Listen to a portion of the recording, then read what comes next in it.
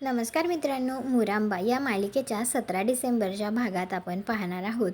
आरोही आता शाळेतून आलेली असते आणि ती बाहेर असतानाच म्हणते, बाबा बघ कोण आलंय.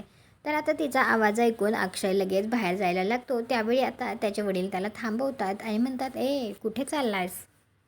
तर अक्षय म्हणतो, रमा आली आहे ना, तिला भेटतो ना.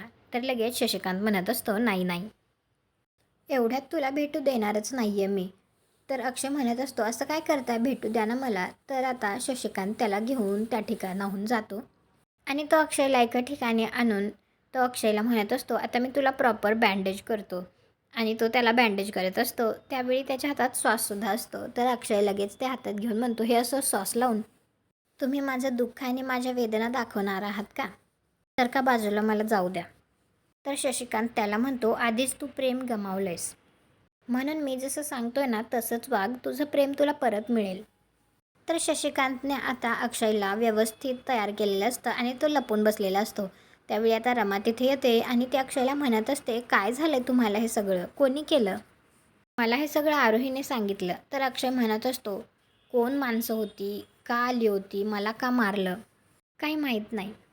आणि हे पाहून तर रमाला खूप वाईट वाटत असतं. तुम्हाला हा भाग कसा वाटला ते कॉमेंट करून नक्की सांगा. व्हिडिओला लाईक करा, आपल्या मराठी मालिका चॅनलला सबस्क्राईब करा. भेटू पुढील भागात.